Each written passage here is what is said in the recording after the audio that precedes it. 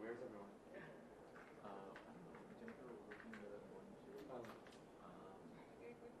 Is that on like this week? Yeah, she's in the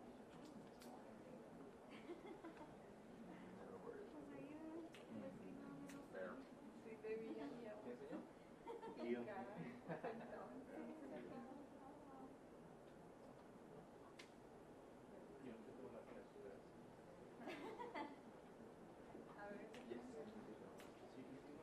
Paper tomorrow.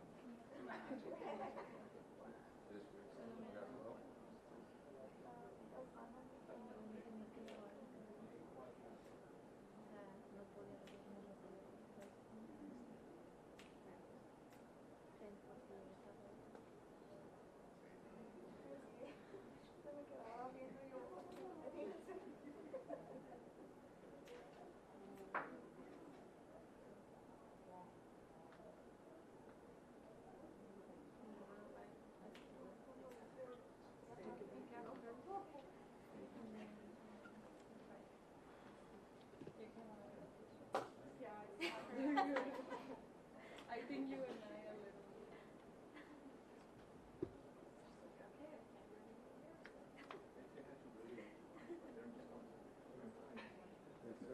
After Bunny, my bodyguard. He's got his special forces. He's got his special forces sweatshirt on too. So. Oh yeah. You know.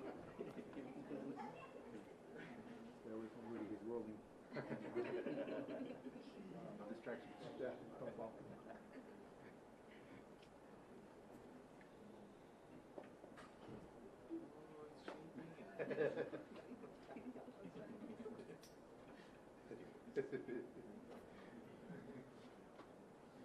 Aquí está la línea. Mira, Rudy. Ni me busque ahorita, ¿eh? ¿Se perdió o qué? Porque me encuentro.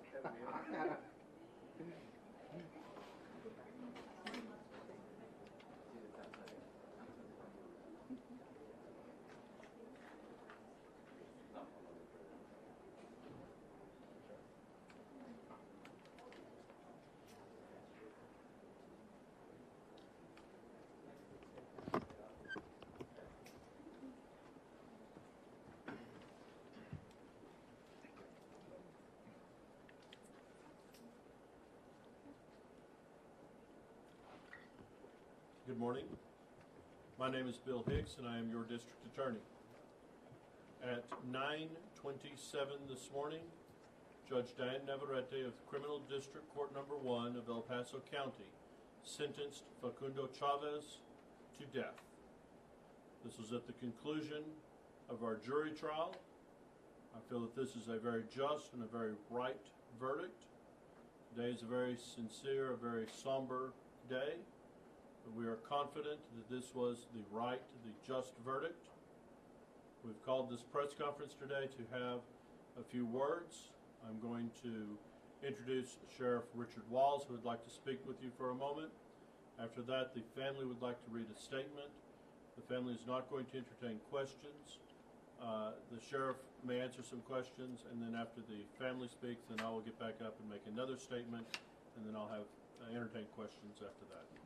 So for right now, Sheriff Richard Wallace. Thank you. Good morning. Peter Herrera was not only a loving son, brother, uncle, father, but he was also a great deputy. He could have chosen to do many things in life, but he chose law enforcement. And it's because he felt an obligation to his community and wanted to help people. And there are many instances of him in our agency doing just that. His compassion and charity in working with individuals in the county to try to put them in a better position. But he was also a strong believer in the rule of law, and that he had an understanding that all of us have to have a community that's safe for us to do the things that we want to do and have a quality of life in El Paso. And that night, that's exactly what he was doing. He was enforcing the law, he was doing his job, and I would even say he was doing more than what was expected of him. Making a traffic stop at that hour, at that location, by himself, just went to show his commitment to keeping El Paso safe. And unfortunately, that stop turned tragic. I think some of you have seen that video. That is the most horrific, violent, unprovoked attack I have ever seen in my 40 years in law enforcement. And I do believe in the death penalty, and I think if there was ever a case that it was appropriate, this is definitely one of them. I want to thank all the employees of the Sheriff's Office who responded that night to assist, to investigate, to apprehend, the other agencies that came to our assistance that night, Border Patrol and DPS, among others. I want to thank the individuals that responded, the medical people, the medical people at the hospital who did everything they could to try to keep Peter alive. And I want to thank the District Attorney's Office and his staff for the great job they did, the court, and most certainly the jury, who made a right decision. I know that we're here at the conclusion, and the family will never recover, as this agency never will. But I just hope and pray that they get a little bit of peace, that the right thing was done. Did you want me to answer questions now, or wait? Does anybody have any questions of me? Thank you very much. Sheriff, what does it mean to you and your department to know that people who do this to your officers are going to be punished? Well, I think it's important to look at this aspect. You have a uniformed deputy in a marked unit who's trained and armed. And if that individual, or any individual, would do that to a law enforcement officer, what chance does any citizen in this community have when they come into contact and engage somebody like that? And so I really think that's the message it sends, that this community won't tolerate that. You can't attack a police officer, you can't attack a deputy, and you can't attack a citizen, because you're going to pay the price. And that's what happened. He's going to pay the price, and rightfully so. Sheriff, could you speak to Deputy Eden's legacy within the El Paso County Sheriff's Office since what happened in 2019? You know, we know that there was the complaints that are named after him. Just talk about his legacy within the Sheriff's Office. He's deeply missed. And as I mentioned, he was a great deputy. He stood out among his peers because of his willingness to work hard and to make our community safe. And I'll tell you, the family knows it's really difficult for me at many events to even talk about him because it was such a great loss. And it affects our agency every day. But as much as it affects us, I can't even imagine what the family has gone through and what they will continue to go through. And of course, we intend to be here for them. But again, I think today, at the conclusion of this trial, because it's been 4 long years, it's been tough, and to see it come to the conclusion that we had always expected it to be is going to be a definite help in at least, again, giving peace to the agency, his friends and peers in the agency, and the family. So I think it's definitely going to be a help for everyone. Thank you very much.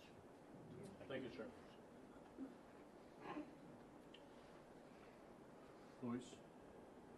The family would like to read a statement. I think all of them would like to come up. Luis, come on. Just introduce yourself. Yes, sir. Good morning, everyone. Morning. My name is Luis Herrera III. Peter was my youngest brother. And I'd like to read a statement that I've prepared for you on behalf of the Herrera family. We'd like to thank the El Paso DA's office and its entire team for working tirelessly in presenting this case to the jury, which led to their decision in bringing the proper conviction and punishment for the brutal crime that was committed by Mr. Chavez on my brother and Sheriff's Deputy Peter John Herrera. In addition, we give many thanks to the El Paso County Sheriff's Office Major Crimes Unit for working day in and day out in gathering all the evidence needed to allow the DA's office to build their case. Thank you for your fine job. The jury in this case heard and reviewed all the facts in this case and came to the conclusion that Mr. Facundo Chavez is guilty of capital murder on a peace officer and rendered the proper punishment for the type of brutal crime this man decided to commit on March 22nd, 2019. My brother, Peter Herrera, Sheriff's Deputy Peter John Herrera, gave his life protecting our community. He was faced with an evil person on March 22nd, 2019. Deputy Herrera was doing his job when he was ambushed, shot at multiple times, and then brutally beaten after he was incapacitated by the multiple gunshot wounds that he sustained. I read in the media some comments attempting to tarnish my brother's name. I want to set the record clear. My brother did nothing unethical. He did nothing out of protocol. He did nothing immoral. He did everything in a professional manner. And he was doing his job, in which he was proud to do every time he put on that badge to protect and to serve the community. I want the message to be loud and clear. El Pasoans will not tolerate these types of crimes and will not allow these types of criminals and murderers to be out on the streets. The citizens of this county want to live in peace and not in fear. Now that this trial is over, our family can start the healing process. It's been a long road for us, and we give God thanks for giving us all the strength needed to get through these trying times and allow us to move forward. Thank you all. Señor Luis, ¿cree que podría decir algo en español para la audiencia en español, por favor? We'll address Spanish afterwards. I'd like to ask William Dixon, Michelle Hill, if you can come up, please. Stand right here. I want to recognize the trial team from the District Attorney's Office, William Dixon, Michelle Hill, and Rick Locke. Rick has put so much of himself into the trial that he got a little ill and has had to go home. But William and Michelle have been with this case for years and have devoted so much of themselves to this case. We would not have secured justice.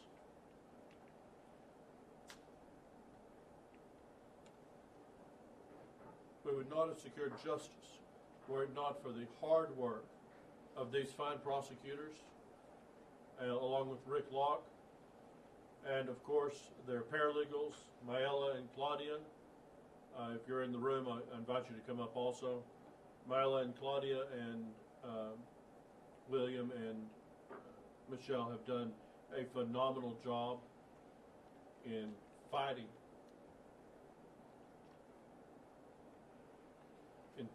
for justice. To Maela and Claudia as well. This team has tirelessly worked to make sure that we brought justice for Deputy Peter Herrera. And I'm very proud of their work.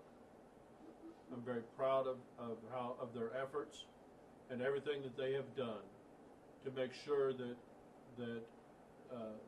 that jury had all of the evidence that they needed to conclude that, as you've heard here repeatedly, that the message that that jury ultimately sent, which is that if you harm and try to kill and brutally murder a sheriff's deputy, a law enforcement officer, a police officer, or a constable, any law enforcement officer in our community, justice is coming for you. You will face justice. You will face the ultimate form of justice.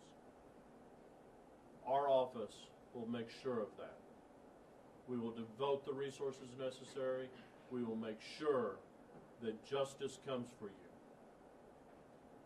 These men and women, these brothers, our sisters, our sons, our daughters, are part of our community. But these people put their lives on the line to make sure that we are safe. And when somebody violates that trust, when somebody harms our law enforcement officers, they harm our entire community, because these people are the people who keep us safe. And if someone is willing to so brutally murder one of our law enforcement officers, as the sheriff mentioned, who's there to protect the regular citizen? We take these crimes extremely seriously, and we will make sure that the ultimate form of justice comes for these people. Thank you very much for being here today. I will be willing to answer your questions. Nope? Okay. Thank you so much for being here. Actually, I just got sent one. Sir, given the information presented at the trial, do you believe the former DA's decision to make a deal for manslaughter was appropriate? There's a lot of factors that went into the case on the co-defendant.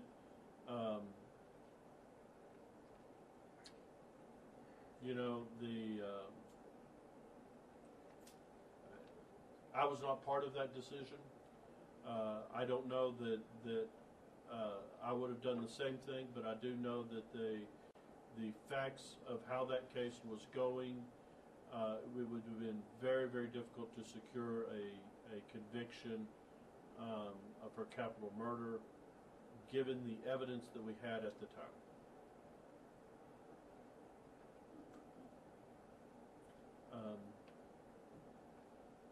There's a lot that could be said about that case, but that would be, we probably need to do a much longer interview than just a one-on-one question. Thank you.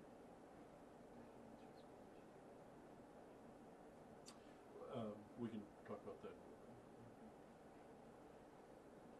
Any other questions right now? Okay. Ms. Hill or Mr. Dixon? Any comments?